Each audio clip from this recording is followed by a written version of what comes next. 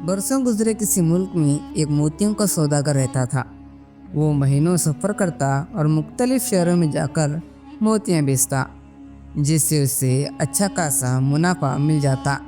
मगर गुजरे कुछ सालों में उसे अपने काम में मसलत नुकसान हो रहा था। आखिर तंग आकर उसने सोचा कि अगर मैं यूं ही मोतियों की सौदागरी करता रहा तो वो दिन दूर नहीं जब मुझे फाके करने में मजबूर होना पड़े। उसने फैसला किया कि अब किसी दूसरे शहर में जाकर कोई काम तलाश करना चाहिए ताकि आसानी से उसका गुजर बसर हो सके। सुनाचे सौदागर ने खाने पीने का सामान ऊंट पर लादा और सफ़र के लिए निकल पड़ा। जंगलों और सहराओं को आबूर करते हुए वह आखिरकार एक शहर बगदाद में पहुंच गया। शहर पहुंचकर उसे एक साराय नजर आया तो वो खाने पीने और आराम की गर्ज से इस तरफ चल पड़ा। साराय पहुंचकर उसने ऊंट को अस्तबल में बांधा और खुद थैली लिए साराय में दाखिल हो गया। साराय की दीवार पर लिखा था कि मेहमान अपने सामान की हिफाजत खुद करे। दीवार पर लिखे हुए इबरत पढ़ने के बाद उसने सोचा कि वाकई सामान की हिफाजत तो खुद ही करा जा सकता है। आखिर बेचारा साराय का मालिक अकेला कैसे सब लोगों के सामान की हिफाजत करेगा।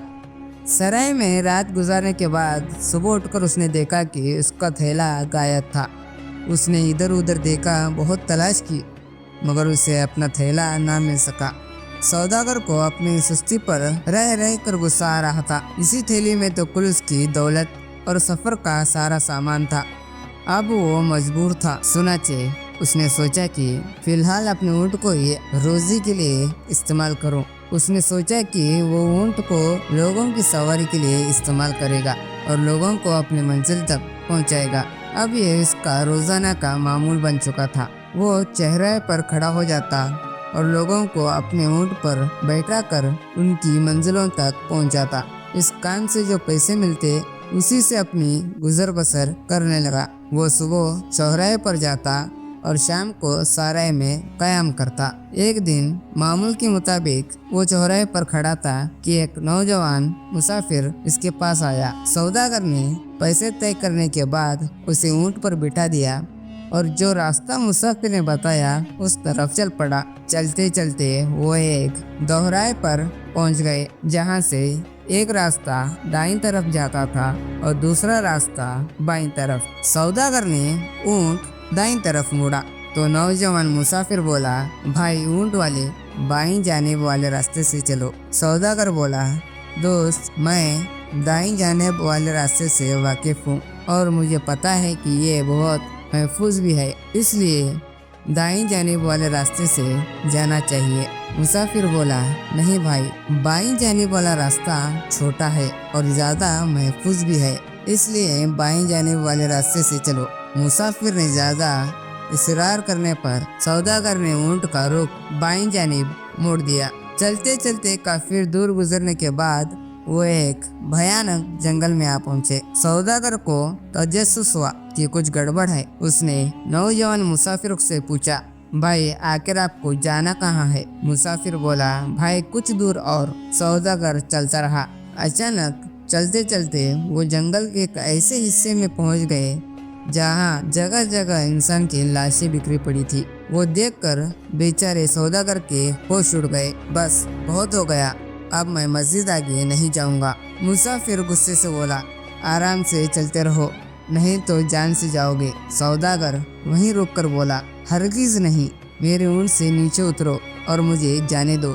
ये सुनकर मुसाफिर ऊँट से उतरा, अपनी पीठ से खंजर निकाला और सौदागर को दबोचने के लिए भागा। सौदागर जो पहले से ही घबराया हुआ था, गिड़गिड़ा कर मुसाफिर से अपनी जिंदगी की भीख मांगने लगा। सौदागर ने मुसाफिर से रोते हुए इल्तिजा की कि मरने से पहले उसे 2 रकात नमाज पढ़ने दी जाए। मुसाफिर गुस्से से बोला, जल्दी जल्दी पढ़ो, मेरे पास तुम्हारे लिए वक्त नहीं है। सौदागर कांपते हुए नमाज के लिए खड़ा हुआ। नमाज के दौरान अचानक झाड़ियों में से एक घोड़ेसवार नमूदार हुआ।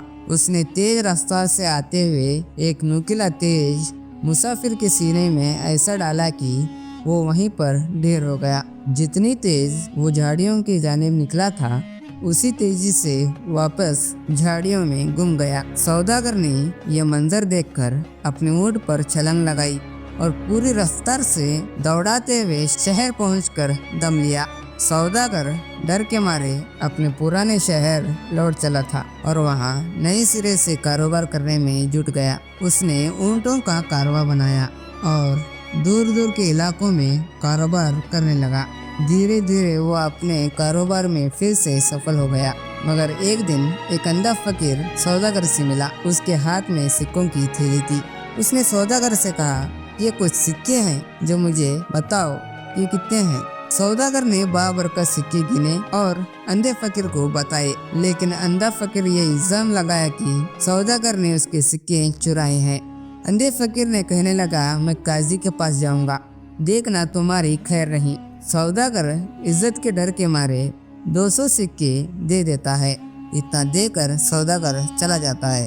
अंधे फकीर के साथ हुआ ये किस्सा बार बार उसके जहन में आता रहा। उसे महसूस हुआ कि उसके साथ हुआ ये फरेब ने कारोबार भी नुकसान पहुंचाएगा, बल्कि उसकी इज्जत भी खतरे में डाल देती थी। कुछ दिनों बाद उसी शहर की काजी के पास एक ऐसा मुकदमा आया।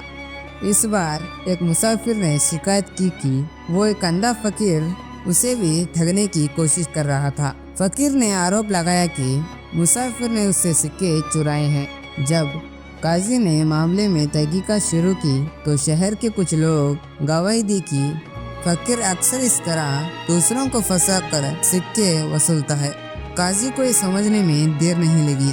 फकीर ने सौदागर को भी फंसाया होगा। सुनाचे काजी ने सौदागर को शहर वापस बुलाने का फरमान जारी करता है। सौदागर, जो अब एक बड़ा ताजिर बन चुका था, वापस आया और काजी से दरबार में पेश हुआ। काजी ने फकीर को बुलाकर सब पूछताछ की। इस बार फकीर अपनी साजिश छुपा न सका और सच उगल दिया।